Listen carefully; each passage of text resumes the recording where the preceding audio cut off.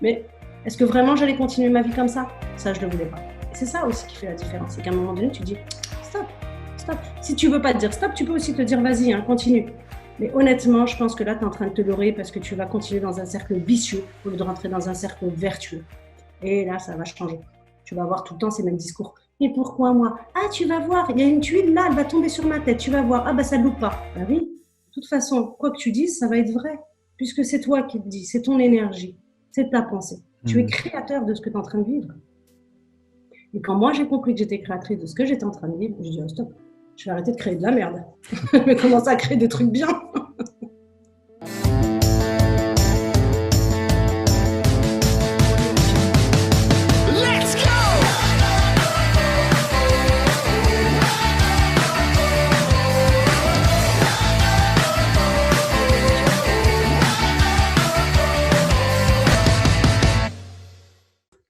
Bonjour à tous et bienvenue dans cette nouvelle vidéo. Ici Maxime Perrault. Chaque semaine, j'ai le privilège de recevoir des leaders irraisonnables et inspirants qui ont ramené un futur impossible au présent et qui ont décidé de prendre leur vie en main. Et cette semaine, j'ai la chance d'accueillir Samia. Samia, comment ça va? Waouh! Merci beaucoup Maxime pour cette super présentation. Oui, je vais bien. Et toi? Oui, très bien. Samia, tu accompagnes les femmes à retrouver estime et confiance en elles après un cancer du sein pour vivre une vie pleine de sens. Tu es sophrologue, thérapeute, coach. Pourquoi tu t'es orienté dans cette voie? Est-ce que tu peux nous parler un petit peu de ton parcours et comment est-ce que tout ça a commencé?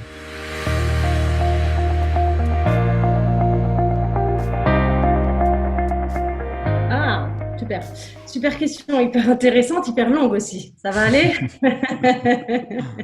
Donc moi, c'est Samia Mekas et j'accompagne effectivement les femmes à retrouver l'estime en elles parce que pour moi, l'estime, c'est vraiment la fondation, le ciment, c'est-à-dire que c'est les valeurs que tu as en toi, que tu as choisi en plus, qui va te permettre d'avancer dans la vie. Et la façon justement d'avancer va être vraiment primordiale, j'ai envie de dire. Quand tu manques de valeurs comme ça, quand tu manques d'estime pour toi, en règle générale, tu avances pas avec une grande harmonie pour toi, tu avances même pas avec un grand respect pour toi. Donc pour moi, c'était fondamental. Et ensuite, j'ai choisi aussi les femmes qui ont vécu un cancer du sein, puisque moi, c'est une histoire qui m'est arrivée en 2012. Ok. Est-ce que tu peux nous en parler un peu? Oui, bien sûr. Donc moi, en 2012, en fait, j'apprends que j'ai un cancer du sein. Et pour moi, c'est un tsunami au départ. Parce que je me dis, mais c'est un truc pour les vieux. Mais vraiment, tu vois, moi, dans ma tête, j'avais vraiment cette croyance où, à l'époque, je me rappelle, on ne disait pas cancer, mais on disait maladie longue durée, je crois. Okay. Et donc, du coup, pour moi, je pensais vraiment que c'était pour les très, très vieux, tu sais, genre, tu mourrais avec, hein, mais j'aurais 90 ans. Et donc, je me suis dit, mais c'est très bizarre, moi, je n'ai que 34 ans, je ne comprends pas. Donc, à cette époque-là, si tu veux, j'avais 2 enfants, un de 12 ans, un de 6 ans. J'étais mère célibataire. J'avais un job. Je montais ma petite entreprise de vente de décoration d'intérieur. Alors, vraiment, j'étais vraiment super contente. Tu vois, j'étais quand même en joie après m'être fait virer de l'événementiel par un groupe de nanas. Mais ça, c'est pas grave. Et donc, j'ai commencé à entreprendre, en fait.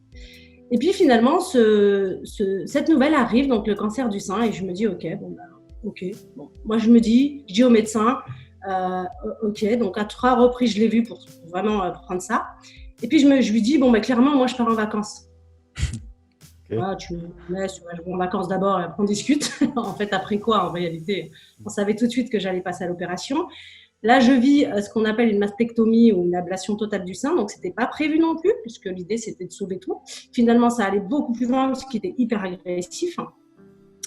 Donc, je me lève avec rien finalement, enfin avec une coque. Enfin, c'était très, très compliqué physiquement. Et puis, ça ne s'arrête pas là.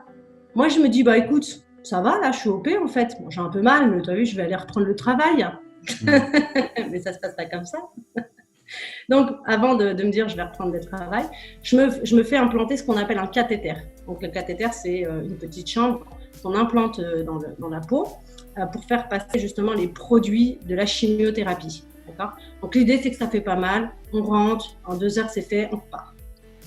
Ça se passe pas comme ça non plus pour moi. Je fais ce qu'on appelle un pneumothorax, c'est-à-dire que je fais gonfler mes poumons en gros. Donc là je passe pas 2 heures mais j'y passe une semaine puisque là je suis sous drain partout dans le corps pour retirer l'air en fait. Okay. Voilà. Donc j'y passe une semaine. Et donc je me dis ça va, je pense que j'ai eu ma dose, mais ça se passe pas comme tu penses encore une fois. Donc là, je me dis, ça y est, c'est fait, je suis bien. J'ai ma première chimio, je perds mes cheveux au bout de quelques jours. Puis là, je me vois chauve. Et là, ça me fait un choc. C'est là où je comprends que je suis malade, qu'il se passe réellement quelque chose. Ok, pas avant. C'est vraiment l'élément qui... Non, dans ma tête, moi, je suis dans la projection, je suis dans le futur. Tu vois, moi, c'était ma façon d'avancer. Je suis vraiment une nana, et je le suis encore. Ma vision a changé. Je suis dans le faire.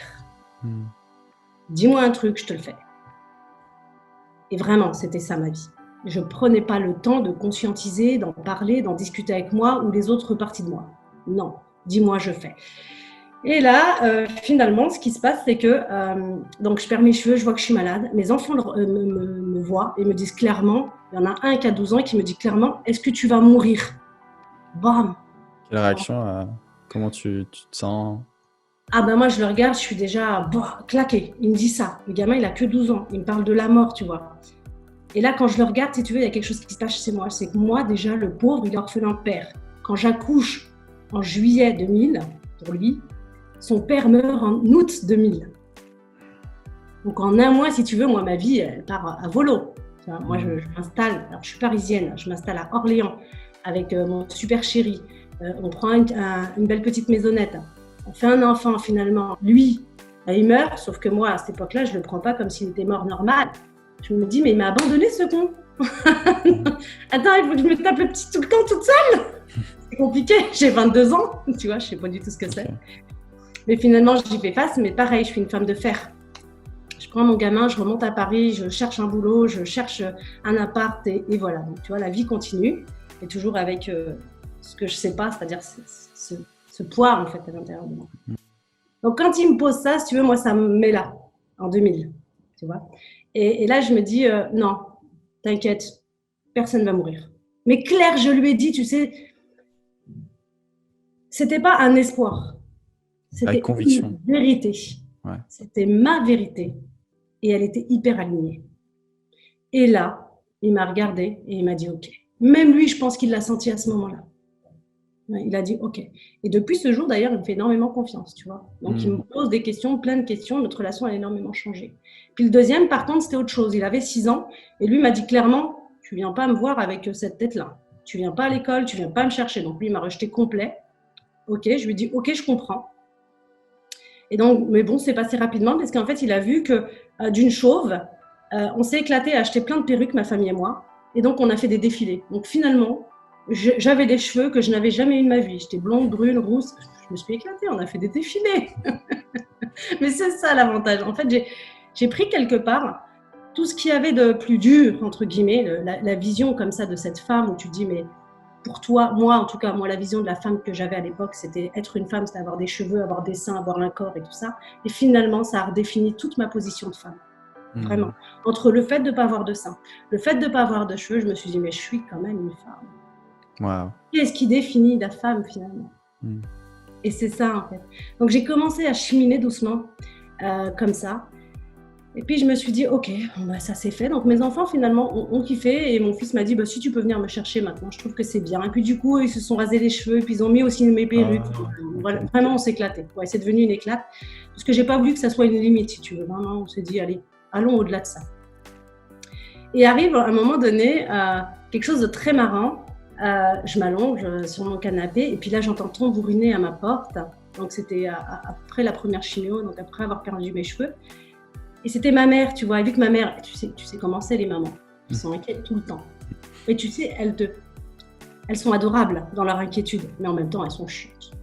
Moi, je le dis clairement. Moi, j'ai dit à ma mère, j'ai un cancer. Elle m'a dit, je vais voir un psy. On va trouver ça, t'inquiète pas. On va gérer. Ma mère a tambouriné comme ça et puis je m'étais assouplie. J'étais un peu crevée. Et quand je me lève, je tombe littéralement par terre. Mais je ne sais absolument pas ce qui se passe. Et là, je n'arrive pas à me lever, je rampe, j'ouvre la porte à ma mère. Direction l'hôpital, triple fracture de la cheville. Okay. Droite, ouais, extraordinaire, vraiment. Mais quand je te dis 2012, ça a été un package, mais ça a été un package. C'est-à-dire que vraiment, je ne savais, c'était plus moi. Finalement, c'était plus moi. Et donc de là, on va à l'hôpital, là, je me retrouve avec un plâtre, hein, mais super lourd, voilà. Et donc là, j'ai le droit à 6 mois d'alitement en gros. Je ne peux pas bouger parce qu'il faut vraiment que ça consolide. Ouais, parce que je suis en chimio. Ouais. Et du coup, les chimios, si tu veux, alors les chimios, c'est bien parce que ça tue tes cellules malades, on va dire. mais c'est pas bien parce que ça tue aussi tes cellules en bonne santé. Donc finalement, tu n'es pas dans un bel état en fait. La chimio, ça te fatigue, tu n'es pas bien, donc c'est aussi ça. Donc j'arrive avec tout ce package-là je ne sais pas qui je suis, mais c'est pas grave. Mais en même temps, je prends conscience que c'est le moment pour moi de m'arrêter. Ça y est, il faut arrêter de faire. Mon corps, il est en train de me dire quelque chose, parce que là, je me dis, c'est pas possible. Il y a trop de choses en même temps. J'ai jamais été malade de ma vie. Ok. Et donc, en 2012, c'est vraiment l'éclate. Vraiment physiquement, psychologiquement, émotionnellement, c'est l'éclate. Tout va pas bien. Et donc là, je me dis, qu'est-ce que je vais faire ? C'est clair, qu'est-ce que je vais faire ? C'est là où commence le cheminement de l'être. Okay. Je m'achète pour la première fois ce qu'on appelle aujourd'hui un PC. Okay. Je suis pas super vieille. Hein. À l'époque, j'ai pas le temps moi de faire ça. Je suis une maman, je bosse, je suis en train de monter une entreprise, j'ai 2 enfants à gérer, j'ai une famille, j'ai pas le temps pour ça. Mais là, finalement, cadeau de la vie, je m'offre ça. Et là, je découvre, tu sais, ce qu'on appelle YouTube, donc aujourd'hui et tout, mais les conférences, tous les trucs, les livres audio, puisqu'à l'époque, il y en avait aussi quelques-uns, pas énormément, il y en avait. Et je découvre ça. Mais là, je plonge dans ça. Donc, je vois des trucs, je sors de mon monde. Et puis, je rencontre des copines qui, elles, me parlent de développement personnel. Je me dis, mais c'est quoi ça ? Et puis, finalement, elle me donne un livre. Le premier livre qu'elle m'avait offert, c'était « Entrer dans la lumière » de Shakti Gayen. Ok. Et là, j'apprends que la nana, elle avait fait un périple dans des pays, puis qu'elle avait appris des trucs de chamanisme, tout ça et tout. Je dis, waouh, moi aussi, je veux faire ça. Vraiment, littéralement. Et voilà, donc ça commence comme ça, en fait, ce chemin de l'être, finalement. Donc voilà, pour moi, la différence, par exemple, entre l'estime de soi et la confiance en soi. L'estime qui est véritablement l'être, et la confiance qui est le faire, avec ses capacités. Comment tu arrives petit à petit à devenir coach, thérapeute et accompagner ces femmes ? Comment ça s'est passé ? Du coup, moi, je me trouve des solutions parce que moi, je ne suis pas bien. Je ne sais pas qui je suis. Vraiment, moi, je n'avais jamais entendu parler de valeurs ou que sais-je. Moi, j'ai juste entendu parler d'éducation. Je t'éduque comme ça, c'est moi qui ai raison et c'est toi qui as tort. Tu te tais et tu fais, tu vois. Et donc, moi, je ne sais pas ça. Donc, là, je commence à lire. Je commence effectivement à évoluer, je commence à changer. Et à un moment donné, j'ai besoin de savoir qui je suis. Pour ça, je prends mon sac à dos et je m'en vais. Vraiment. J'ai la chance, pendant 2 mois, de ne pas avoir mes enfants. Un est chez son père, l'autre chez sa grand-mère. C'est génial. Je ne réfléchis pas et je me dis stop. Ma famille, bien évidemment, qui compose de ma mère, mes 3 sœurs, elles sont affolées. Elles me disent, ça y est, elle a perdu la tête. Parce qu'on est très, très, très soudés. Mais sauf que là, je mets une barrière. J'aime ma famille, mais la façon dont on vit, pour moi, ce n'est plus possible. Ça a été très dur, hein. Je dis à personne que c'est facile, hein, ce que j'ai fait. Mais c'est très dur parce que quand tu dis à ta mère, c'est plus possible, tu peux pas venir chez moi, il m'a ras-le-bol. C'est pas parce que j'en ai marre de ma mère, je l'aime beaucoup, mais c'est parce qu'en fait, il n'y a pas de limite. C'est-à-dire que chez eux, c'est chez moi. Et donc, il n'y a pas de limite. Et à un moment donné, moi, j'ai envie d'être seule. Si j'ai envie de me balader à poil chez moi, mais je peux pas. Parce qu'il peut y avoir n'importe qui vient. Tu vois, c'est un exemple. Hein. Tu pourrais être vrai, mais tu vois, il n'y a pas ça. Et donc, du coup, je me dis, je crois que c'est le moment pour moi de savoir vraiment ce que je veux, Samia. Et j'avais avancé dans ma vie en sentant à l'intérieur de moi qu'il y avait quelque chose qui n'allait pas, mais je ne savais pas le définir. Je sentais aussi une profonde tristesse, mais je ne savais pas ce que c'était. J'étais vraiment joyeuse, mais je sentais que quand même il y avait une certaine faiblesse. J'étais heureuse, mais je sentais aussi des pleurs, tu vois, de temps en temps. Mais je ne savais pas définir ça. Et là, je me suis dit vraiment cette phrase, en fait, c'est venu à partir de l'hormonothérapie. Un produit, en fait, qu'on te donne à la fin de ton cancer du sein. Ça dure à peu près 5 ans, voire 10 ans.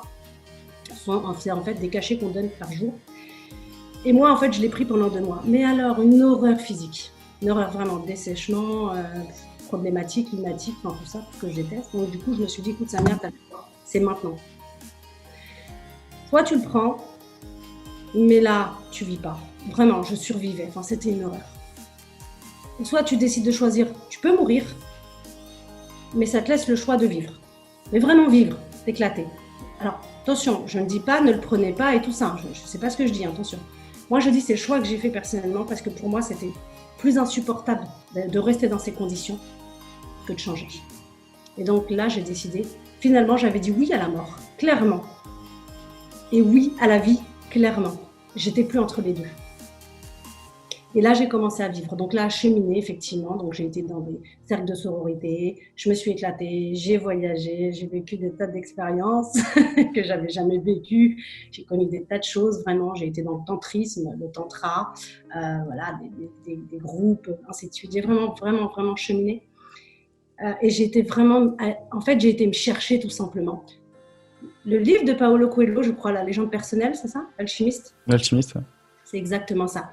J'adorais d'ailleurs un homme qui s'appelle Patrick Burschenstein, enfin bref, désolé pour les prénoms, vraiment désolé, qui lui parle la langue des oiseaux. Comme la maladie, par exemple, c'est dit le mal a dit.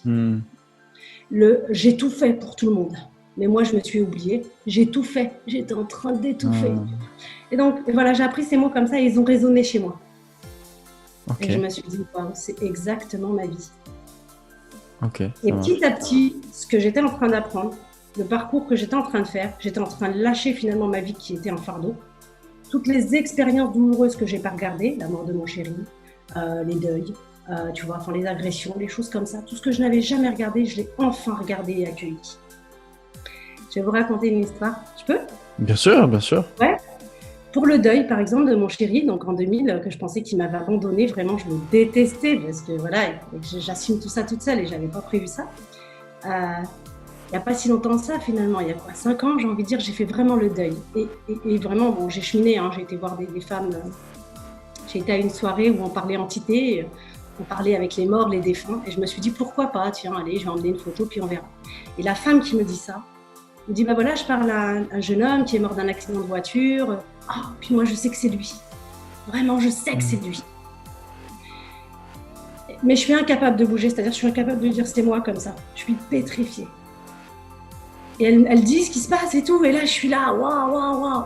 Et elle me dit à moi, faut lâcher. Il vous dit que là c'est le moment de lâcher, arrêtez. Et je pleure, mais je pleure. Enfin bref, ça dure la soirée. Dans la nuit, il est 1h du matin, je sens une petite voix comme ça, qui me dit ça y est, c'est le moment. Et là je lâche. Mon corps, il n'a jamais été aussi zen de toute sa vie. J'en ai des frissons. Et c'est là que j'ai senti que je pouvais enfin l'aimer. Wow. Ouais. C'était extraordinaire. C'est à ce moment-là seulement que j'ai compris ce que c'était que faire sans deuil. Ouais. Pareil, à un moment donné, quand vraiment j'exploite ça, c'est-à-dire les méditations profondes, le jeûne, vraiment, où je me suis dit, écoute Samia, ouais c'est vrai, qu'est-ce que ça fait de finalement pas manger ? J'avais tellement peur du manque, mais je me suis dit finalement, qu'est-ce que ça fait de ne pas manger ? J'ai jeûné. La première fois, j'ai jeûné 3 jours, 4 jours, 5 jours. Puis j'ai été jusqu'à 12 jours, 15 jours, jeûner vraiment sans boire et sans manger. Et là, ça a dépassé toutes mes attentes parce qu'on m'avait appris que si tu mangeais pas ou que tu buvais pas pendant 2-3 jours, t'allais mourir. Alors moi, j'ai fait 12 jours. C'était extraordinaire. Je suis partie toute seule dans un espèce de camping, mais tu sais, sauvage en bois. Où vraiment, alors j'ai dépassé plein de peurs, hein, parce que la peur de l'agression, la peur d'être seule une femme, la peur de ne pas manger, la peur de puer, de ne pas boire. Ben ouais, je l'ai vécu à fond. Je puais, hein, c'est clair. Je vous le dis tout de suite, hein, ne pense pas à faire un bisou à qui que ce soit, même de loin. Mais ouais, ça se vit. Et comment a été la transition entre les soins traditionnels et les soins holistiques ? Et peut-être le regard des gens, de ta famille, de ton entourage par rapport à ça ? Ma famille, elle n'a pas compris. Ouais. Ma famille, clairement, elle était en train de dire « mais je perds la boule ». Mais ils acceptaient parce qu'ils comprenaient que vraiment le cancer, pour moi, ça a été difficile, je veux dire. C'était quand même vraiment une étape difficile, mais moi, je lui dis merci à ce cancer parce qu'il m'a permis de faire cette transition dans ma vie et de changer, d'accepter la vie et d'arrêter de survie. Tout ce que j'avais vécu, en fait, dans ma vie, je l'avais subi. Et la transition, c'était que j'avais vécu une vie de soumission pendant 34 ans. Et je vivais une vraie vie, c'est-à-dire que je vivais ma vie dans le vécu qui était complètement différent. Donc ma famille, elle s'est dit waouh, elle est complètement désorientée. Et le fait de passer à des médecines comme ça, on va dire alternatives, c'est ça ? Holistique, alternative, ouais. Voilà. Et ben du coup, pour moi, c'était une obligation parce qu'en fait, mon corps ne supportait plus les médicaments. La chimio m'avait complètement tuée, la radiothérapie, sans compter toutes les opérations, puisque tu prenais des anesthésies générales, puisque j'ai quand même subi une opération pour ma jambe avec des broches et tout, puisque ça n'a pas consolidé. Donc, toutes ces opérations que j'ai faites, vraiment, ça a été, pour moi, mon corps a pris un énorme coup et même mon corps m'a dit stop. Moi, je savais même pas que mon corps, il pouvait me dire stop. Il m'a dit stop. Et de là, je suis passée effectivement à tout ce qui était nature, vraiment. Mais pour moi, les plus grands soins, ça a été vraiment de me dire, je le fais pour moi, tu vois. C'est-à-dire qu'à un moment donné, tu sais pas ce que tu vas faire. J'ai vraiment eu, c'est fou, mais j'ai eu confiance en moi quelque part. C'est là où j'ai su ce que c'était que lâcher prise, c'est-à-dire que d'habitude, tu organises tes journées en disant, voilà, tu vas faire ça, demain, ça va se passer comme ça, après-demain, et tralala. Là, je me suis dit, je prends un sac à dos, je mange pas, c'est pareil. Je fais confiance à la vie, vraiment. La confiance que tu peux avoir en toi et la confiance que tu peux avoir, ce que moi j'appelais l'univers, la vie, c'était juste extraordinaire. Et c'est là où j'ai commencé à comprendre ce que c'était que les rendez-vous de la vie. C'est-à-dire que je n'étais jamais dans le besoin, dans le sens où quand vraiment j'avais faim, il y avait un truc qui se passait. Il y avait quelqu'un qui arrivait en me disant, tiens, je n'avais pas un franc sur moi, c'était juste extraordinaire. Okay. Et c'est là aussi que j'ai compris que finalement, on fait plein de choses, vraiment, on fait beaucoup de choses, mais la vie, elle t'offre ce dont tu as besoin pour évoluer dans ta vie. Et si tu t'arrêtes 5 minutes, tu vois que c'est un cadeau et non pas une punition. Mais vraiment, c'est une pépite. C'est un cadeau mal emballé, certes, mais c'est un cadeau, vraiment. Moi, c'est ça mon expérience, c'est que je me suis pas dit, oh, mais pourquoi moi, ce foutu cancer? Je me suis dit, ok, qu'est-ce que tu as à me dire? Qu'est-ce que tu as à me dire? Et comment, une fois que c'était clair, c'est comment j'allais avancer. Ok, j'étais plus la même. Ok, j'ai pas la même capacité physique. Ok, comment je fais avec tout ça? Waouh. Ok. Et quelle a été ta décision de te dire, bah ok, maintenant je veux me dédier, ou en tout cas, maintenant je décide d'accompagner ces femmes à sortir de ça, à se relever? Eh ben c'est ça, c'est que moi j'ai compris que c'était tellement magique et magnifique que je me suis dit, mais pourquoi laisser ces femmes se morfondre autant? Mais c'est pas possible. Non, je ne veux pas, je ne peux pas faire ça. Tu vois?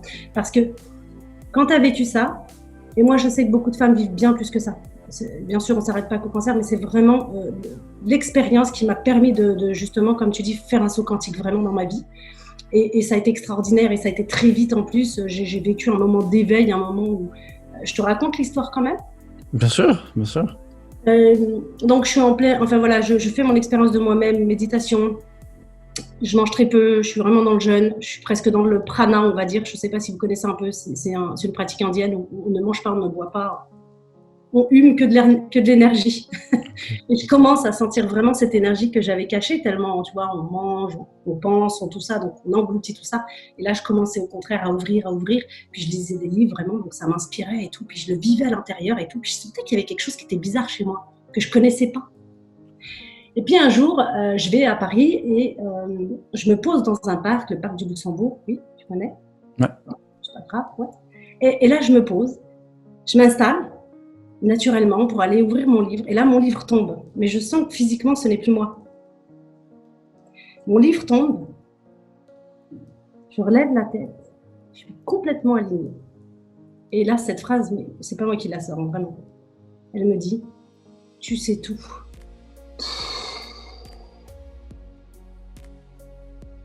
Wow. Pour te dire, ouais, c'est comme si tu prenais une douche, puis tu sais... Tellement t'es dans tes pensées, l'eau ne descend pas. Mais là... Soulagement. Tout ton corps. Et là, je sens que je suis liée profondément au monde. Wow. Mais vraiment. Et là, je me dis, mais non, mais moi, si je connais ça, il faut que je fasse connaître ça au monde. Et c'est là que ma décision arrive, c'est-à-dire, waouh! Quand tu as vécu ça, tu ne peux pas laisser les gens comme ça. Tu ne peux plus laisser les gens comme ça. Tu leur dis, je sais, ça va être un petit peu douloureux, mais c'est rien, je te jure, comparé à tout ce qui t'attend après.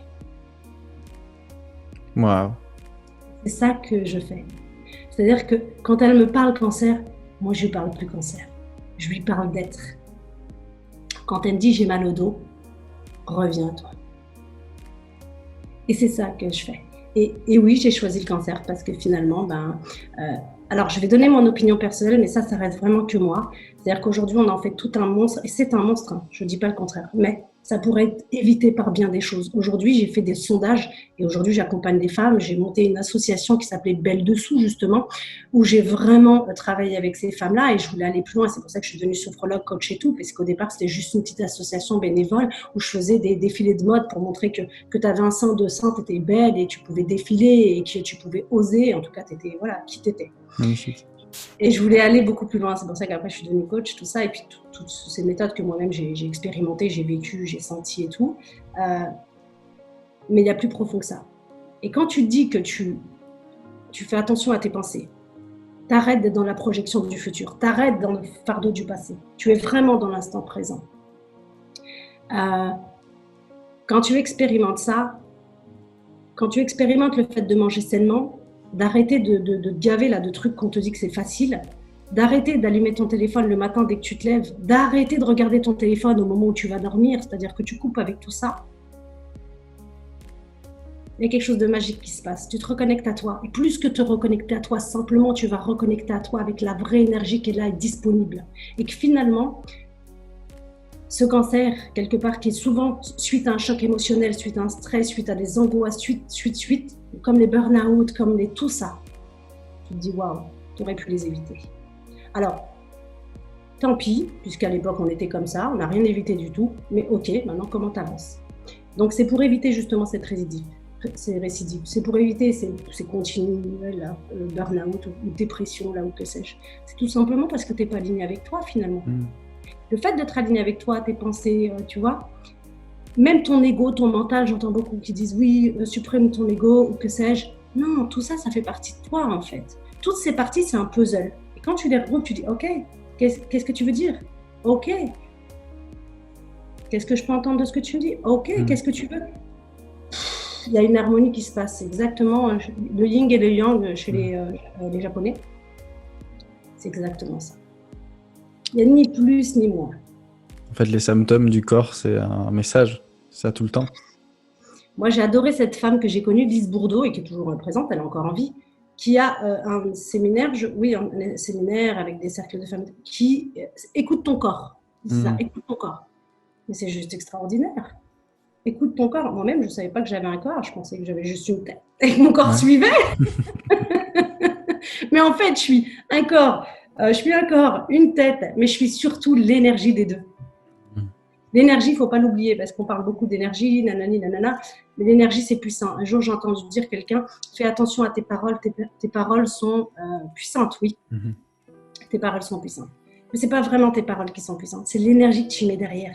L'énergie que tu vas sortir avec ces paroles, c'est ça la puissance. Je te dis ça parce que j'ai vécu encore une fois une expérience sous mes montagnes d'Auvergne. Donc je suis installée. Et je comprends que je n'ai pas besoin de parler pour sentir les choses. Et c'est pour ça que pour moi bien évidemment, mais c'est que mon regard, bien évidemment, et que mon expérience, l'énergie est beaucoup plus forte que tout ce que tu vas faire finalement, parce que tu vas émettre une onde. Et c'est ton énergie à toi.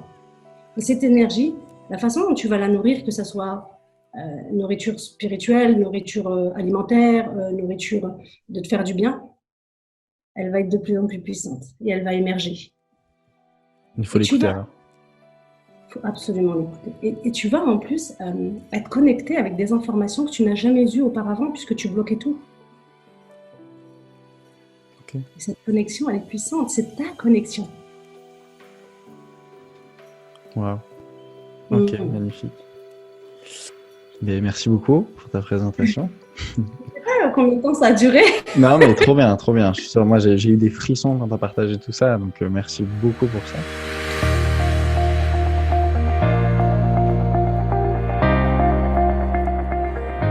Aujourd'hui, tu as créé le mouvement Femmes Inspirantes, où chaque semaine, tu reçois des femmes qui ont transformé leurs difficultés en force. Oui. Et toi, la première, tu as réussi à faire preuve de résilience en te battant contre la maladie, et tu nous l'as très bien exprimé ici, en devenant toi-même cette femme inspirante à la tête de ce mouvement. Quelles ont été... Comment, pardon ? Je reprends, je ne me suis pas battue Ok. Vraiment, ce mot est important. J'ai accueilli et comme tu dis si bien, j'ai fait preuve de résilience. C'est-à-dire que, comment t'expliquer? Je ne me suis pas battue. Je n'ai pas voulu me battre. J'ai accepté ce cancer et je lui ai dit, ok, toi et moi, comment on avance? Je l'ai appelé Teddy. Ok, Teddy, comment on avance, toi et moi? Est-ce qu'on va sur le même chemin ou... Je ne me suis pas battue. J'ai pas aimé ce mot de se battre parce que tu sais, tu rentres en conflit, tout ça. À aucun moment, je suis rentrée en conflit avec qui que ce soit. À chaque moment, je me suis dit, il vaut mieux accueillir les choses. Parce que quand tu accueilles les choses, tu sais, ça coule sur toi. Que quand tu te bats, tu mets déjà une barrière. Il y a quelque chose qui se passe. Et moi, j'ai pas voulu le prendre en me battant. Tu l'as embrassé, tu l'as pris avec toi et c'est hyper inspirant. T'es là, tu vois, t'es là, t'es dans mon corps, c'est moi qui t'ai créé finalement. T'es en train de me parler, mais quelle belle chose tu vas me dire. Waouh. Ah, surtout, tu vois. Me battre, non, je vais pas que ça. Je vais pas. Ok. Et quels ont été justement les ingrédients déterminants à ta victoire face à la maladie? Comment tu as pu sortir de ça? Et est-ce que tu as remarqué un point commun entre toutes ces femmes qui ont réussi à se reconstruire après une épreuve similaire, que ce soit en cancer ou autre chose? Ouais, merci de poser la question, Maxime, parce que c'est vraiment très intéressant. Effectivement, il y a un point commun, c'est qu'à un moment donné, tu souffres trop. C'est-à-dire que c'est la souffrance. Tu sais, t'en as tellement marre. Puis, cette épreuve, c'est pas juste cette épreuve, c'est l'épreuve qui est la goutte qui va faire déborder le vase. Tu connais déjà des tas d'épreuves. Mais il y en a une qui va enfin te dire stop. Ça y est, stop, stop, stop. T'as le choix. Soit tu meurs, soit tu vis. À toi de voir. Si tu continues de cette façon, c'est sûr que tu vas mourir. Parce que vraiment, c'est épuisant. C'est épuisé émotionnellement, physiquement, psychologiquement. Que ça soit après un divorce, que ça soit un burn-out, que ça soit une dépression, que ça soit un deuil, tout ça, il y a un moment donné où tu en as marre, en fait, et tu fais le choix soit de continuer à dépérir, tu vas mourir, ou soit tu te dis, ok, je veux vivre, vraiment, tu sais, mais plus de la même façon. Parce que c'est ça, finalement, le message. C'est ok, j'ai envie de vivre, mais plus de la même façon. Parce que c'est ta façon de vivre qui t'a ramené à cet endroit-là. La maladie n'est pas un résultat. La maladie, c'est juste le symptôme que tu vas pas bien. Tu vois? Et c'est ça la grande différence. Retourne au départ. C'est pas retourne au départ pour dire oh là là, je suis une pauvre victime de ma maladie, je suis une amie. Non, non, non. Retourne à la cause. Quand tu as trouvé la cause, il n'y a plus rien. C'est fini. Même la maladie, c'est de la rigolade.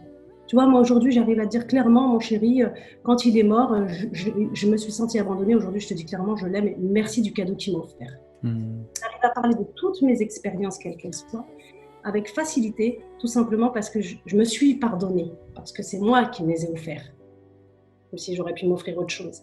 Mais tu vois ce que je veux dire, je me suis pardonnée. Les gens me disent, oui, j'ai pardonné un tel.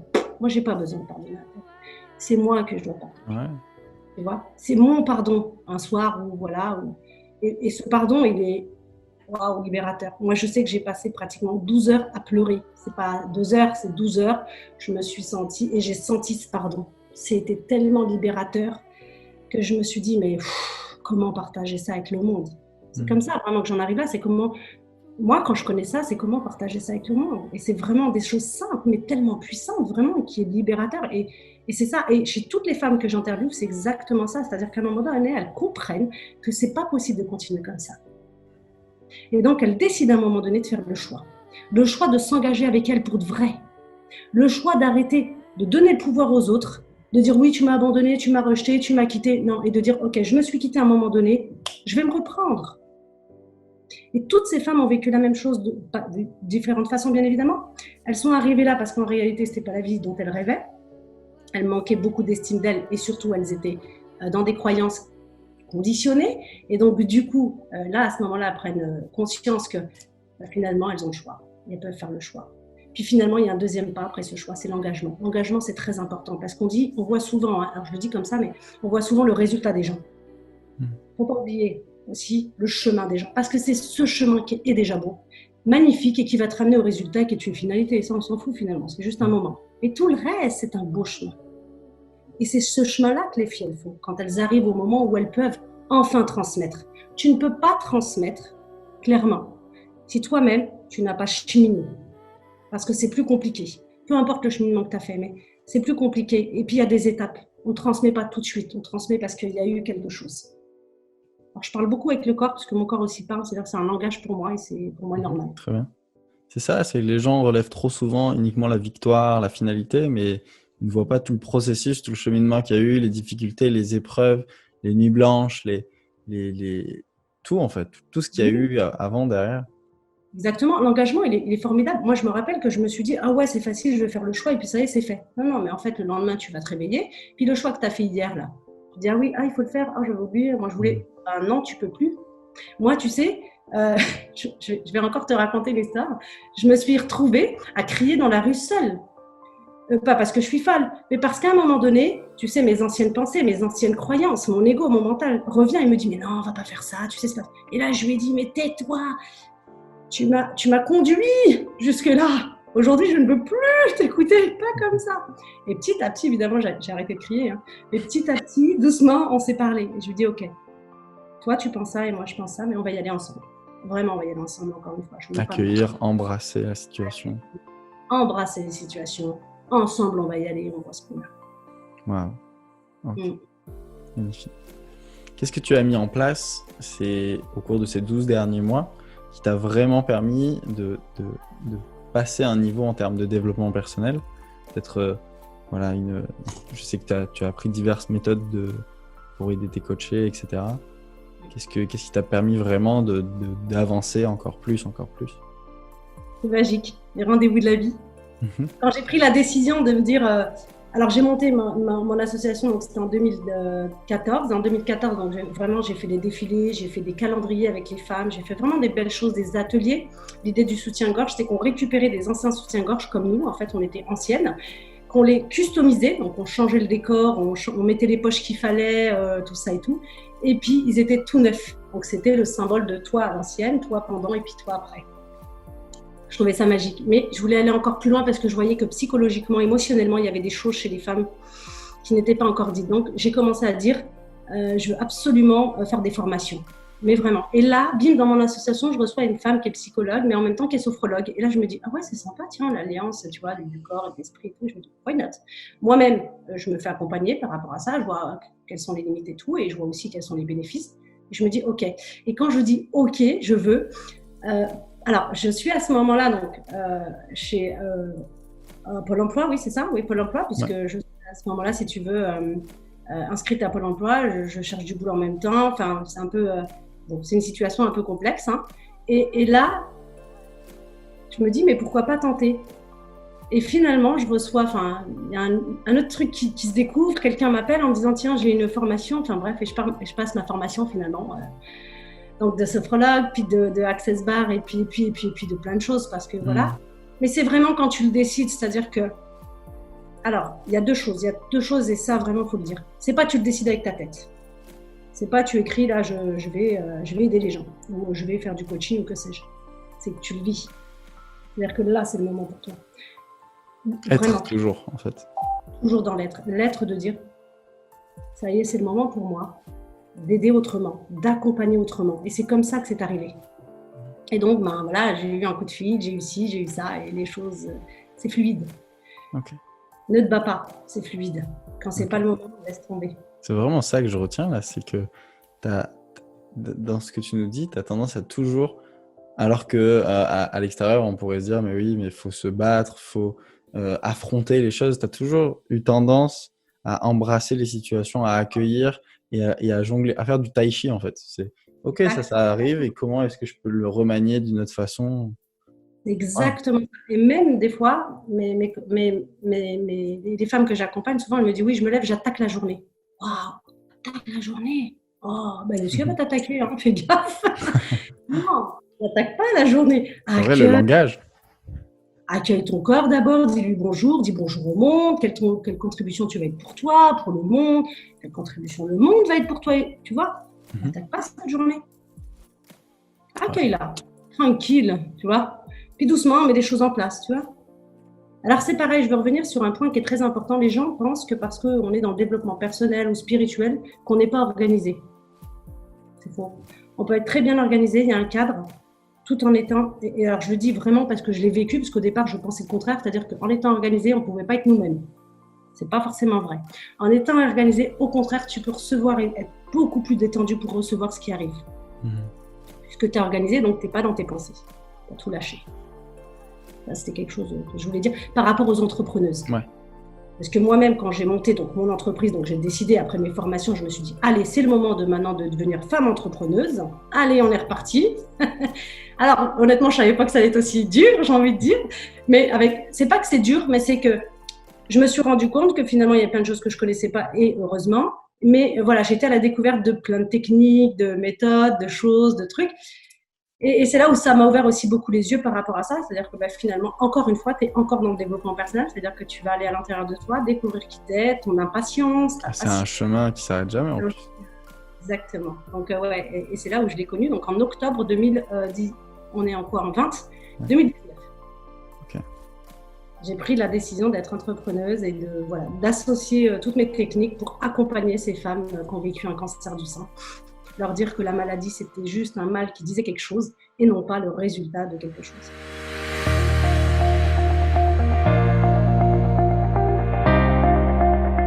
Justement, qu'est-ce que tu aurais envie de dire à une personne à qui on a récemment diagnostiqué une maladie et qui se sent complètement perdue par rapport à ça? Ce serait quoi le conseil que tu pourrais lui donner? Alors moi, je donne toujours ce conseil-là, qui pour moi est essentiel. Il y a d'autres choses à faire bien sûr plus tard, mais pour l'instant, reviens à toi. Ne va pas chercher, et ça c'est le problème de beaucoup, peut-être, et moi aussi j'étais comme ça, ne va pas chercher le résultat de la maladie tout de suite. Tu vois, on va aller chercher, ah ouais, mais attends, est-ce que ça s'est passé comment, et ton opération, et ta chimio, et tes seins, et je sais pas quoi, et quel... Waouh, reviens là chaque jour, tranquille, tu vas voir, ça va bien se passer, tout va bien aller, reviens à toi d'abord, prends le temps de faire la première chose que tu as fait au monde, respire. Une fois que tu as vraiment bien pris le temps de respirer, et à chaque fois tu le refais, là tu redescends déjà. Une fois que tu es descendu, là on peut discuter, parce que tu n'es plus dans le mental. Là tu es tranquille, on est là. Ok, qu'est-ce que tu peux aborder maintenant tranquille? Ne pas oublier que peu importe les maladies qu'on vit, peu importe ce qu'on a subi, traversé, si tu veux le vivre, c'est une globalité. C'est-à-dire que ne te dis pas, tiens, je fais du sport, c'est bien et je mange sain, ça va, c'est ok. Non. Il y a le sport, effectivement, ou les mouvements, parce que ça dépend de ton état physique, d'accord? Donc, tu as du sport en salle ou des choses comme ça, ou courir et tout. Puis, tu en as d'autres, c'est plus doux, comme le pilates, le yoga, les choses comme ça. Puis ensuite, tu as la nourriture, tu as comment tu bois. L'eau est hyper importante. On est à 97% d'eau, donc l'eau est hyper importante. C'est un ensemble. Tu as tes pensées, ta façon de te parler, ta façon de te traiter, la façon de te regarder. Tout ça. C'est vraiment tout, ouais. On est une globalité. Donc, quand tu essayes de savoir qui tu es, ne le fais pas juste d'un seul point. Fais-le vraiment tout son ensemble parce que vraiment, tu es une globalité. Et moi, vraiment, ça m'a surprise, mais encore une fois, parce que j'ai vécu ces expériences, mais j'ai voulu aussi. C'est-à-dire que moi, j'y étais, je me suis accrochée à ça. C'est pas évident pour une femme toute seule d'avoir laissé ses 2 enfants, de partir toute seule. C'est pas évident d'aller parcourir le monde et de se dire, et alors, on pourrait dire, mais ça va pas, tu vas te faire agresser. Oui, je peux, c'est vrai. Mais pourtant, ça s'est pas passé. Tu vas faire confiance aussi, ouais. Ouais, j'ai appris à faire confiance, ouais. Et puis tu sais, à lâcher, vraiment. Okay. Je comprends, tu sais, les gens qui, évidemment, ils ont un travail, ils ont une famille, ils ont des enfants et tout, puis qui se disent, non, mais moi je peux pas, attends, ça c'est pour les rigolos. Je les comprends, tu vois, de tout planifier. Mais c'est bon de ne rien planifier, que c'est magique. C'est vraiment magique. Ok, faire confiance au rendez-vous de la vie, quoi. Ouais. Ok. Ouais. Est-ce que tu as un livre ou un film qui a grandement influencé ta vie? Mais comme je disais tout à l'heure, Shakti Gayen, vraiment entrer dans la lumière. Sinon, après, j'ai eu pour le cancer en lui-même, vraiment, parce que Lise Bourdeau a écrit un cancer et ça, c'est le cancer, le livre qui donne l'espoir de Lise Bourdeau. Celui-ci va traiter vraiment parce qu'il dit que, elle dit à travers évidemment toutes ces personnes que finalement, vous savez, ces petites blessures qui deviennent très grandes, souvent c'est des blessures du rejet qui fait que. Parce qu'on se sent beaucoup rejeté, donc du coup on se rejette soi-même et puis bon voilà, et donc on fait pas attention à nous, donc du coup les autres sont plus importants, donc on a tellement de choses à faire, tu sais, on s'oublie, résultat des courses, voilà, le corps nous rattrape et nous dit coucou ma belle, t'existes. Ok. Voilà. Est-ce que tu as... Vas-y, je t'en prie. Ouais, les films, je pourrais pas te dire parce que j'ai pas regardé énormément de films, mais c'est plus après c'est des choses vraiment qui, alors j'aime pas trop dire non plus, tu sais, il y a ça, parce qu'en réalité, on est tellement différents que des fois, tu vas dire quelque chose à quelqu'un et puis lui, il va pas kiffer du tout sur ce que tu as dit. Non, L'idée, complètement. C'est toi par rapport à ton expérience. par rapport à mon expérience, c'est vraiment ça. Lise Bourdeau au début, parce que ça m'a ouvert l'esprit sur effectivement les blessures. Et puis, après, c'est vraiment de se lâcher. Moi, je dirais à toute personne, hein, vraiment, toute personne. Et alors, moi, j'ai découvert évidemment tous ces cercles et tout, et j'ai vraiment kiffé parce que ça m'a permis de lâcher. Lâcher. Moi, je vomissais ma vie. Je vomissais mes émotions, mes sentiments. D'ailleurs, je ne savais même pas que j'avais des émotions. Je ne savais même pas ce que c'était. Tu m'aurais demandé la définition, je t'aurais dit que je ne disais pas. Je pleure, je crie, c'est tout. Mais voilà. Vraiment, permets-toi de prendre un moment pour toi, 3 jours, 4 jours, et va vomir. Mais va vomir, bordel. Et donne-toi l'autorisation à chaque fois de le faire. Ne crois pas que parce que j'entends souvent, oui, la force, la force, la force, la force, on est une femme forte, on est machin. C'est faux en fait. Tu es une femme puissante, mais il faut que c'était ta force et ta vulnérabilité. Les deux ensemble combinés fait ta puissance. Mais tu n'es ni forte ni faible. Tu es une puissance même. Et c'est les deux ensemble qui va t'amener à ça.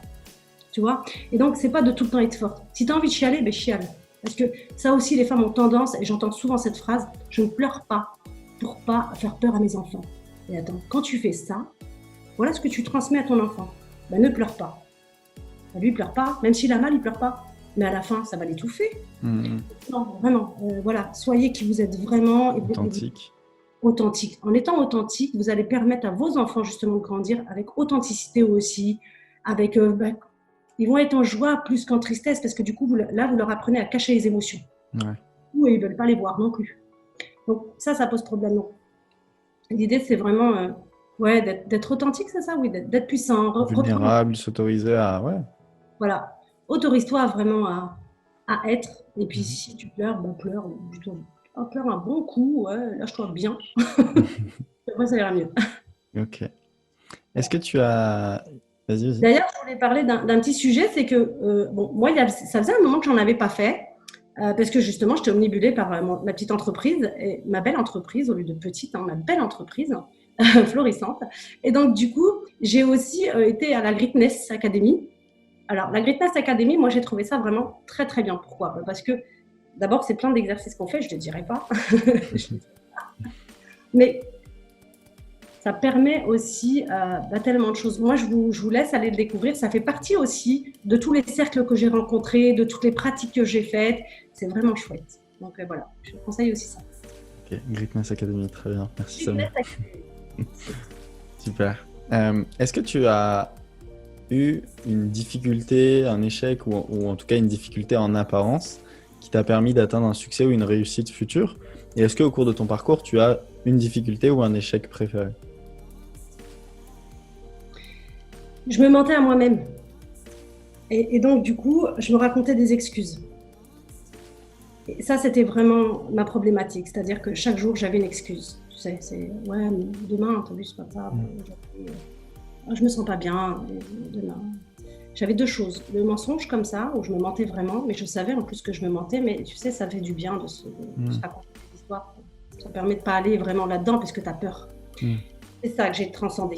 Je l'ai transformé, mais je l'ai vraiment transcendé. C'est-à-dire que même quand je me mens, je me dis « oh, comment t'es une grosse menteuse. Comment t'es une grosse menteuse. » Ben, rien que le fait de faire ça, si tu veux, je me dis « ouais, c'est vrai. Ouais. » Hop, je switch. Il y avait ce côté un peu mensonge, tu vois, un peu, voilà, où je me mens vraiment à moi-même et je me raconte des excuses. Et puis, ouais, je crois que ça a été le plus gros. Ouais. Le plus gros, ça a été vraiment ça, c'est de continuer à mentir. Ça aussi, tu vois, ça a été une discussion avec moi et moi dans ma cuisine. Mais ça suffit, pourquoi tu te mens? Mais qu'est-ce que tu caches derrière? De quoi tu as peur? Et là, j'ai peur de manquer. Et donc, tu te racontes des histoires. Du coup, c'est mieux de ne pas le faire. Parce que comme ça, au moins, tu as vu, tu es tranquille quand même. C'est ta zone de confort, tu la connais. Là, c'est bon. Hein. Pas la peine d'aller plus loin. Hein. Il y a un poème que j'adore. Je ne dirai pas le nom parce que je risquerais de me planter. Mais l'idée, c'est... Vraiment, les noms, c'est... Mais l'idée, c'est... vas-y, saute. Et l'autre répond, non, je ne peux pas sauter, je vais tomber. Et l'autre dit, mais saute, saute. Et l'autre lui dit, non, je ne peux pas, je vais tomber. Et l'autre lui dit, saute. Et il vola. Donc quand il saute, il ne tombe pas, il vole. Ça, c'est ce qu'on oublie souvent. Ne pense pas toujours que ça va mal se passer. Et enfin, ça se passait bien. Ça aussi, ça a été un de mes moteurs, on va dire, entre guillemets. Et si ça se passait bien? Deux choses que je me répétais au début très souvent. Et si ça se passait bien? Et c'est ici et maintenant. C'est Ouais. ici et maintenant. Souvent, tu vois. Ici et maintenant. Et si ça se passait bien? Tu vois. Et quand, par exemple, je suis en train de bosser et que j'arrive pas à dénouer quelque chose, je lâche. Je respire. Tu vois, vraiment. Et quoi? Ok. Tu acceptes, tu embrasses. C'est vraiment, ça revient vachement et c'est inspirant. Rien que le fait de faire ça, vraiment, c'est. Moi, je sais pas, mais je sais pas pour toi, mais moi, dans les femmes que j'accompagne, souvent, elles me disent: ah, tiens, j'ai eu une idée, soit dans les toilettes, soit dans les salles de bain, soit je ne sais où. Parce que c'est au moment où tu lâches prise, Ouais, finalement. c'est vrai. C'est parce que tu es comme ça à bloquer toute ton énergie parce que tu travailles déconcentré. Mais une fois que tu l'as débloqué, ça fait. Complètement. T'enlèves les œillères, en fait. Mais t'enlèves plus que ça. Ouais. Tout ton cœur. Et là, du coup, ça arrive. Toutes les informations qui sont près de toi, qui sont là et qui te demandent juste à être là, mais toi, tu veux pas et tu les bloques, ben là, finalement, elles arrivent. Elles rentrent et c'est OK. C'est vrai que c'est au moment où tu lâches prise, non, mais complètement. Dans la douche, tout ça, c'est des moments où tu penses à rien et tu es juste là à être dans le présent et arrêter de juger toutes les choses de demain, de hier, de... Exactement. Magnifique. Ça c'est vraiment, moi j'ai envie de dire, c'est destructeur. C'est-à-dire que vu que tu avais tes pensées d'hier, hein, tu les reprogrammes aujourd'hui comme si c'était une habitude, donc le résultat va être le même. Hein. Vu que tu as les mêmes pensées qu'hier, tu as les mêmes. Hein. Cherche pas. C'est pour ça que c'est important de revenir dessus et dire stop ces pensées-là. Comment je les transforme? C'est un travail vraiment de pas à pas. Ne regarde pas la montagne. Franchement, elle est galère. Moi, au départ, j'ai voulu monter la montagne avec des talons. Donc, non, je ne joue pas l'idiot. Reviens, tranquille. Va chercher les chaussures qu'il faut. Ouais. Et ensuite, vas-y. Doucement, doucement. Ne va pas regarder la montagne. Reviens à toi tout le temps. Voilà. Et ce petit pas-là, eh ben, génial. Victoire, bravo. N'oublie pas ça. Pareil, à chaque petite victoire, même si elle est petite rikiki, on s'en fout. C'est une victoire. Bravo, super. Célèbre-la. Tout le temps. Et t'avances comme ça, en fait. C'est l'histoire des petits pas ou des petits à petits. Fais-le tranquillement. Parce que souvent, on veut arriver. Mais l'arrivée, je vous le dis, c'est juste bam. Mais le chemin, il est puissant. C'est comme quand moi, quand j'ai commencé à changer, c'est pas le monde qui a changé. Le monde, il est pareil. Hein. Mais ma vision, elle est plus la même. Et donc, pour moi, mon monde a changé. Ouais. Tu vois? Et ça, c'est une grande différence parce que tu te vois plus pareil. Mais le monde, tu ne vois plus du tout la même chose. Tout change. Ben oui, celui qui va dire ah oui mais regarde, tu vas dire oh, mais comment c'est génial, toi tu vas voir le truc. Attends, elle n'a rien compris. Mais si, c'est la différence. Ouais. Voir quelque chose de terrible, ce que les gens voient comme quelque chose de terrible, tu arrives à le voir comme une opportunité, comme une occasion de grandir encore. C'est ça en fait, je pense, qui fait toute la différence. C'est exactement ça, c'est exactement. Quand les gens me disent, comment je leur dis par exemple, des fois je regarde hein, leur visage et je leur dis ouais, oh ouais. Tu sais, j'ai eu un cancer. Oh je dis non, merci, c'est bien passé. Et les gens me disent ah bon, mais oui, tout va bien pour moi. Tu vois? Et en fait, c'est les gens qui ont presque de la peine pour toi. Mais attention, je ne vais pas les critiquer, hein, pas du tout. Hein. Je dis ça parce que moi-même, un jour, je l'ai vécu, c'est-à-dire que je me suis rendu compte que j'étais victime de ma vie.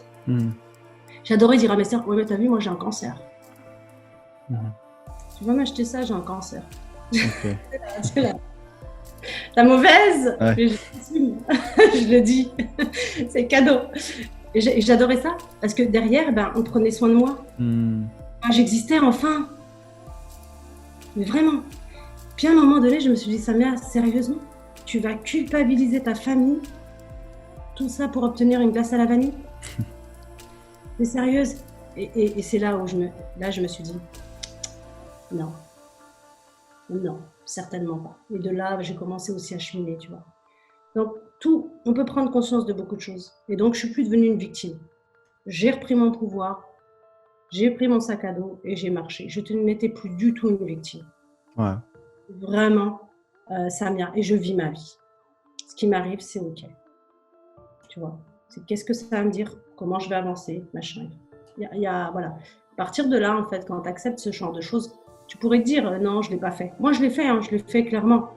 Franchement, moi, ça me plaisait. Hein. Clairement, en plus, c'était facile. Mais est-ce que vraiment j'allais continuer ma vie comme ça? Ça, je ne le voulais pas. Et c'est ça aussi qui fait la différence. C'est qu'à un moment donné, tu dis stop.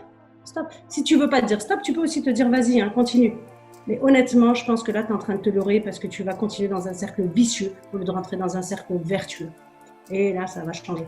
Tu vas avoir tout le temps ces mêmes discours. Mais pourquoi moi? Ah, tu vas voir, il y a une tuile là, elle va tomber sur ma tête. Tu vas voir. Ah, bah ça ne loupe pas. Bah oui, de toute façon, quoi que tu dises, ça va être vrai.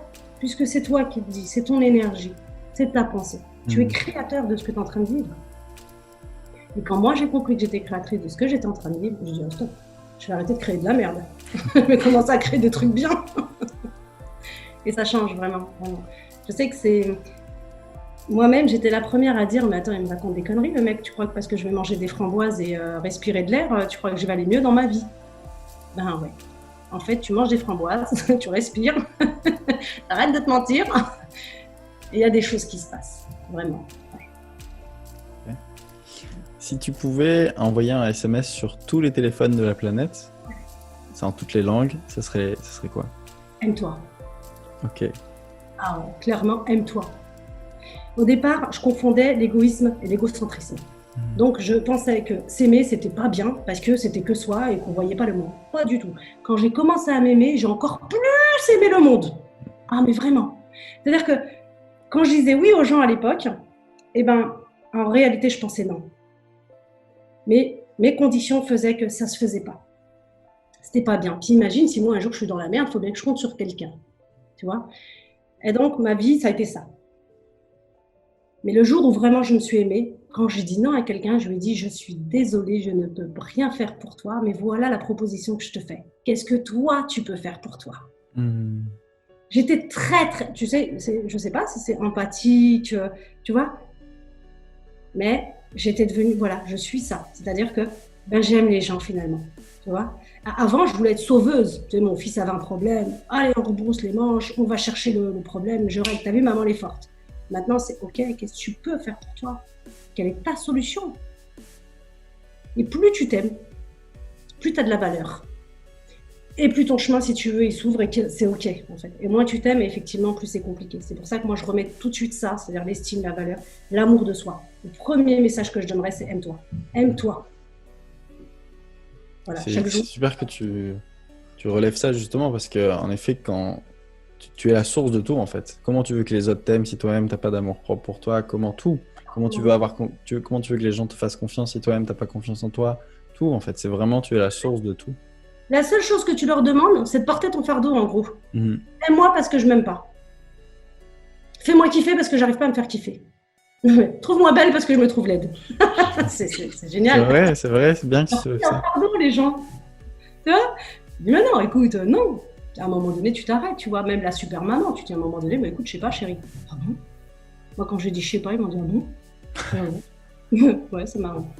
Ah ouais, mais ben ouais, ça les a obligés à faire autre chose, ça les a obligés à créer eux aussi, à changer d'univers, à voir les choses autrement. À inventer, non, complètement. Et nous, on est la source de ça. Et si nous, on est la source de ça, pour nous, bien sûr, on le permet aux autres. C'est-à-dire qu'aujourd'hui, moi, par exemple, vous voyez la relation que j'avais avec mes parents, avec ma mère et puis mes sœurs qui étaient très fusionnelles et qui ne comprenaient pas, aujourd'hui, c'est juste génial. Aujourd'hui, c'est ma mère qui m'appelle pour me dire « donne-moi des conseils ». Alors qu'au départ, elle me prenait pour une folle. Enfin, c'est juste génial, tu vois. Et en fait, on imagine tellement que les choses vont mal se passer, mais en vrai, c'est pas vrai, c'est juste magique. Alors oui, ça prend un petit peu de temps, c'est clair, c'est pas du lundi au mardi, mais ça vient. Moi, je veux dire, la relation que j'ai avec ma mère, mais je la souhaite à toutes les jeunes filles, les femmes, les mamans et tout. Ça a été compliqué, ça a été lourd, ça a été dur, mais juste aujourd'hui, c'est magique. On arrive à se parler, s'entendre, rigoler, s'échanger, critiquer, mais tout en étant dans la bienveillance. Et même ma mère réussit aujourd'hui à me dire « T'avais raison, Sam, en fait. Moi, je voulais pas me montrer, tu vois. » Et oui, maman. Puis du coup, moi, je récupère tes peurs. Bah, cool. Donc l'idée, moi, c'est de ne pas reproduire avec mes enfants et de leur dire bah, « Ok, moi, je m'aime.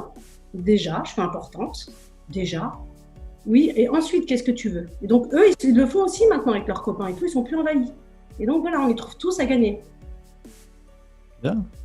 Ouais. Super. Peut-être c'est aussi le parcours qui n'était pas forcément évident, qui t'a fait encore plus aimer la relation que tu as pu créer maintenant, tout le processus en fait. Parce que je pense qu'il faut arriver à aimer, si ce n'est plus, le processus que la victoire finale. En fait. Parce que tout le chemin, c'est ça qui est... Si on arrivait à la victoire, ça ne serait pas aussi savoureux que tout le parcours. Il n'y a aucune victoire, en fait, si tu y arrives rapidement et facilement. Parce que la victoire, tu peux la célébrer. Parce que tu as vécu ça, tu as transcendé, transformé tout ça. Tu vois, le parcours avec ma mère, le parcours avec mon père. Moi, j'ai réussi à dire à mon père, mais papa, je t'aime. Dis-moi que tu m'aimes. Mais dis-moi que tu m'aimes. Je veux dire, moi, mon père, alors que moi, mon père, j'en flippais. Tu vois, jamais je lui aurais demandé un truc pareil. Jamais. Et un jour, je lui ai dit, dis-moi que tu m'aimes. Et là, il m'a regardé, mais avec, tu sais, sa petite tête toute timide, je t'aime.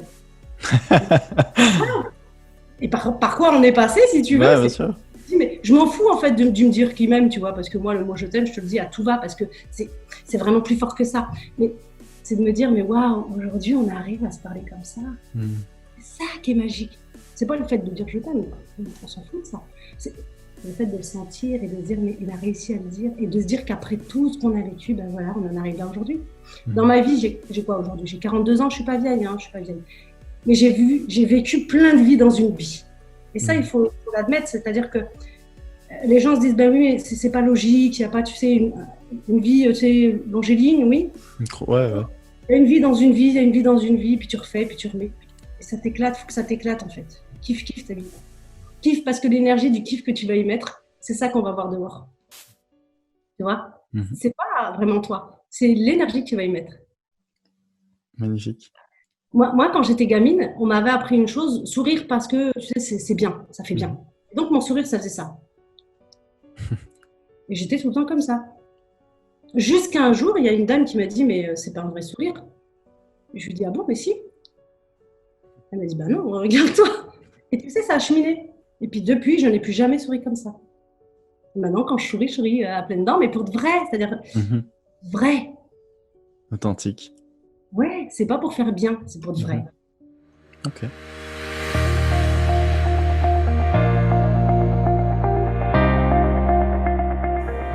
Maintenant, c'est quoi tes objectifs pour les 6 à 12 prochains mois? On parle chiffre d'affaires ou pas? Non, on peut avouer comme tu veux. On peut parler de ton activité. Alors, mes objectifs pour les 6 prochains mois et 12 mois, c'est ça? Ouais, alors, comme tu veux. Ouais, je vais donner pour les 6 prochains mois.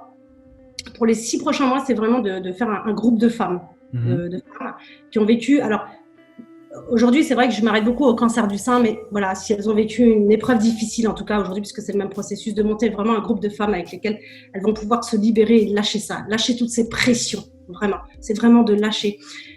Ce mot-là, lâcher, prise, ce n'est pas assez fort pour ce que tu peux ressentir à l'intérieur de toi. Tu vois, c'est vraiment au-delà de ça, c'est t'autoriser à pleurer, c'est t'autoriser à lâcher, c'est t'autoriser à être, c'est t'autoriser à t'aimer, c'est t'autoriser à te détester. C'est vraiment tout ça, le lâcher prise, tu vois.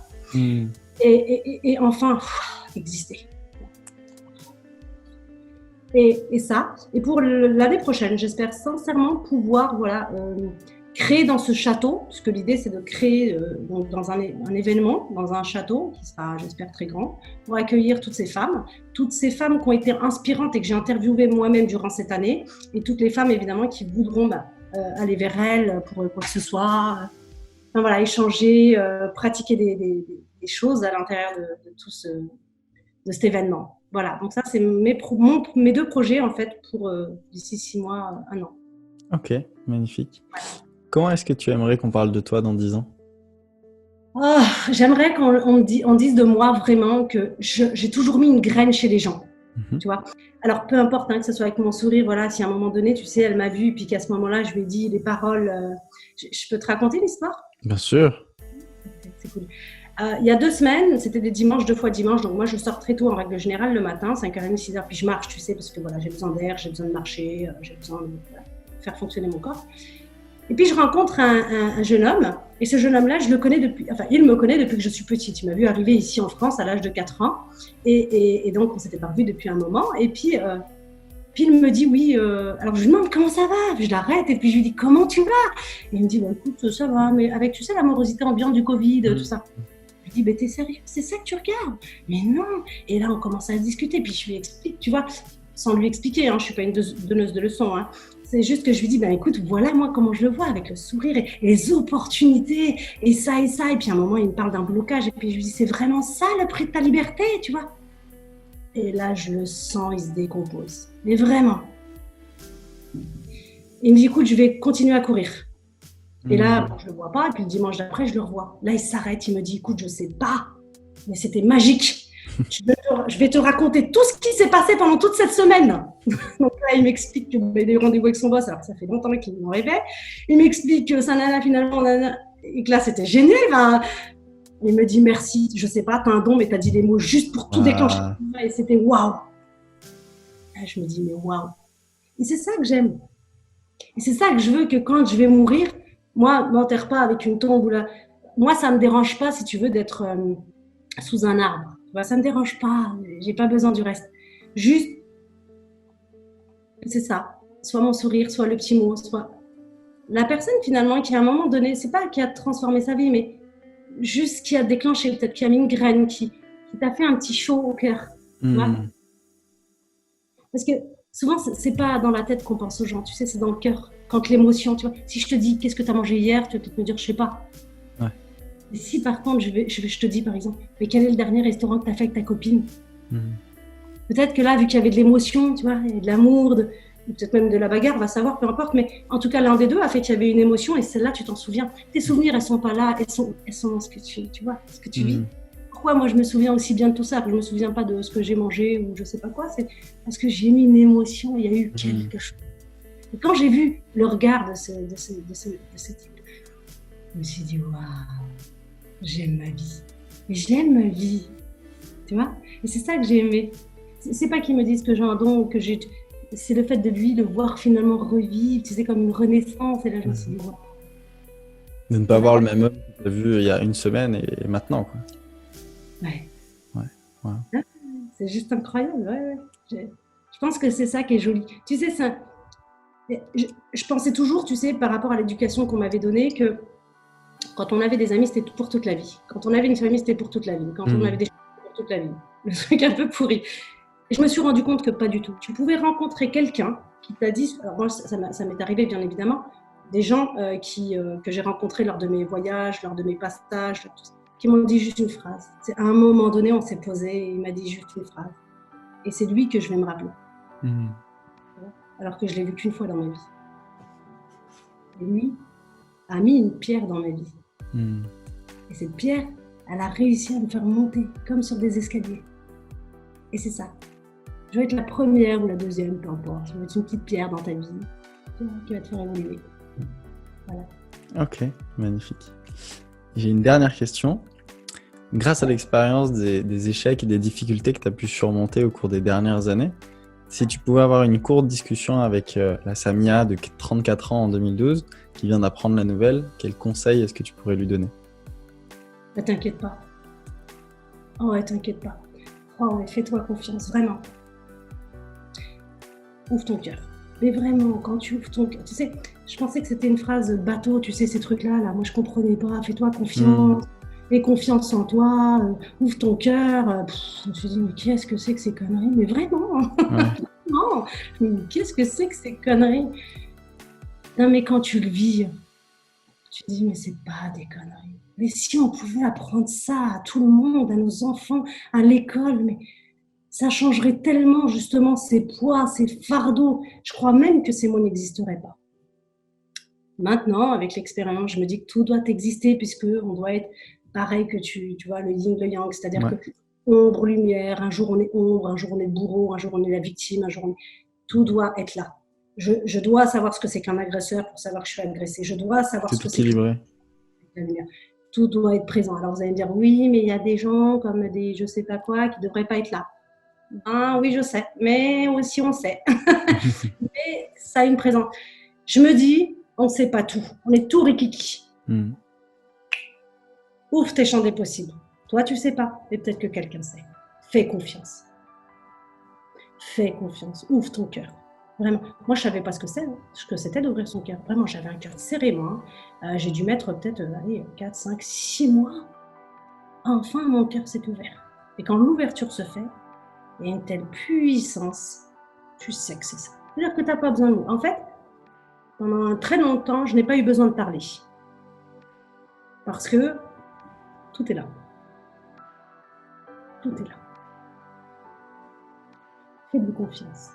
S'il te parle, il va te dire juste un mot, mais tu sais que c'est lui la justesse. Souvent, tu sais, tu reçois un message comme ça, un petit mot.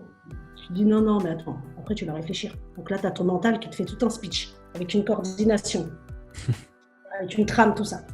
Et là, tu dis non, mais lui, il est intelligent.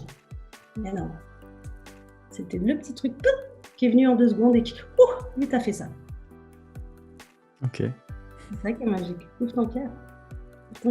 Quand tu ouvres ton cœur, tout s'ouvre. C'est juste magique. Et tu sais, avant, je disais que les épreuves comme ça douloureuses, c'était vraiment chiant, tout ça. Et moi, je trouve ça juste extraordinaire parce qu'il n'y a que ça qui m'a fait avancer. Bien sûr, il y a aussi l'amour. Hein. Je ne veux pas dire qu'il n'y a que la douleur qui. Non, aujourd'hui, je suis consciente que la douleur te fait avancer, mais l'amour aussi te fait avancer. Vraiment, les deux sont capables de te faire avancer. À toi de voir comment toi, tu as envie de le vivre. Moi, en tout cas, dans les 34 premières années de ma vie, j'avais besoin de souffrir. Vraiment, j'étais en souffrance tout le temps. C'était ma condition normale. La souffrance, qu'est-ce qu'il y a? Maintenant, c'est plus ma condition. C'est vraiment de l'amour. Là, je dis l'amour. Et alors? Alors, je sais que ça a l'air un peu bateau, hein, l'amour comme ça. Mais quand tu vas plus loin que le mot, l'énergie qu'il y a derrière, encore, elle est très, très puissante. Parce qu'il n'y a pas de mots, en fait. J'ai jamais trouvé des mots pour dire ça. Ouais.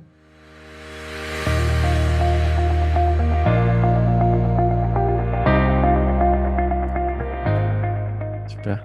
Mais écoute, merci beaucoup. Merci vraiment pour cette interview. C'était vraiment super.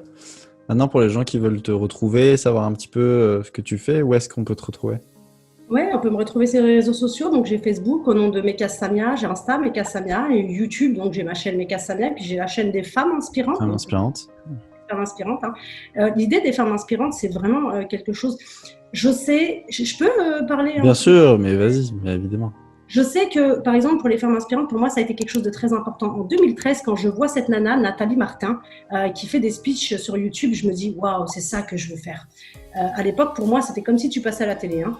Et donc, du coup, je me dis, waouh, c'est ça que je veux faire. Parce que j'ai voyagé. Et alors, ce qui était hallucinant, moi-même, je n'avais pas de portable. Eux avaient YouTube.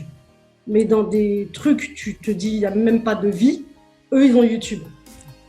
Et tu te dis, mais c'est magique. Et moi, je me suis dit en 2013, c'est ça que je veux faire. Je veux donner de l'espoir aux gens. Mais de dire que, plus que de l'espoir, de dire que c'est vrai. Tu vois ? Et j'ai créé cette chaîne avec ces femmes inspirantes parce que je voulais montrer que malgré toute la diversité de femmes qu'il y avait, que même aujourd'hui, si c'est des grandes entrepreneuses, des grandes business girls, des grandes ceci, qu'elles ont aussi cheminé sur des moments difficiles et qu'elles ont transcendé pour en faire vraiment une puissance pour elles. Tu vois, parce qu'à la base, ça parle vraiment de soi. Donc, c'est une puissance pour soi. Et puis après, tu le transmets, tout ça, tu le donnes, c'est cadeau. Et donc, l'idée, c'était aussi de se dire que, évidemment, tout a un prix, on va dire, entre guillemets. Et donc, j'avais envie d'offrir ça généreusement, vraiment un cadeau de toutes ces histoires qui sont impactantes, qui sont puissantes, qui sont inspirantes pour des femmes qui ne pouvaient pas, tu vois. Ou pour des femmes juste, elles avaient 5 minutes à regarder un YouTube, qu'elles prennent ça. Parce qu'il y a des pépites dedans. Et donc, c'était vraiment pour changer leur vie, leurs conditions, ouvrir juste une graine pour dire qu'il y a autre chose. Vas-y, ouvre bien et va voir à l'intérieur. Et c'est ça le cadeau que je veux offrir aussi, tu vois. Parce que pour moi, c'est quelque chose de fort, c'est quelque chose de puissant. Moi, en tout cas, ça m'a beaucoup aidé aussi à ouvrir, tu vois, mon monde, pour pouvoir aller beaucoup plus loin. Donc voilà, c'est ça que je veux retransmettre aujourd'hui. Okay. On mettra ça en description, en fiche en haut à droite, partout. Ok. Mais merci vraiment beaucoup pour cette interview. Moi-même, elle m'a énormément inspiré. J'ai eu des frissons quand tu me parlais de ton parcours, d'embrasser les choses, d'être dans l'acceptation, écouter son corps. T'as délivré tellement de pépites et je suis certain que cette interview, cette vidéo, elle va pouvoir parler à énormément de femmes. Et tu es justement cette leaduse à la tête de ce mouvement des femmes inspirantes. Et ouais, juste merci pour ça. Merci d'être qui tu es. Et voilà, merci encore pour cette interview. Si vous l'avez aimé, n'hésitez pas à la liker et la partager. Est-ce que tu as un mot de la fin peut-être? Merci à toutes. Vraiment, ce que je dis là maintenant, c'est valable pour tout le monde. Parce que souvent on me dit oui, mais c'est juste pour les gens qui ont eu des cancers. Non, c'est valable pour tout le monde. À un moment donné, quand on a vraiment marre de rester là où tu es, change. Prends cette décision. Écris ça avec toi toute la journée et dis je change parce que je sais, ça a l'air tellement compliqué au départ, tu te dis mais non, ça vaut pas le coup, mais tu vas souffrir quoi? Allez, 2, 3 mois, 4 mois, 5 mois, allez. Mais tu vas vivre tellement plus heureuse. Donc fais-toi ce cadeau, c'est le plus beau cadeau que tu peux t'offrir. L'investissement sur toi, ce n'est pas qu'un investissement financier, c'est un investissement énergétique, émotionnel. Tout ce que tu peux y mettre, mets-le sur toi. Wow. Merci beaucoup Samia. Merci Merci à pour ce que toi, tu as pu Maxime, apporter. de m'avoir reçu, de m'avoir accueilli et de m'avoir permis cette interview. C'est ma première où justement je raconte un peu tout ça. Donc merci infiniment de m'avoir accordé ce temps, cette énergie et d'avoir posé toutes ces super questions. Bah, merci beaucoup à toi. Likez la vidéo si elle vous a plu. N'hésitez pas à la partager à quelqu'un qui peut bénéficier de l'expertise de Samia. Et nous, on se dit à dimanche prochain dans une nouvelle interview. Salut, merci Samia. Au revoir tout le monde.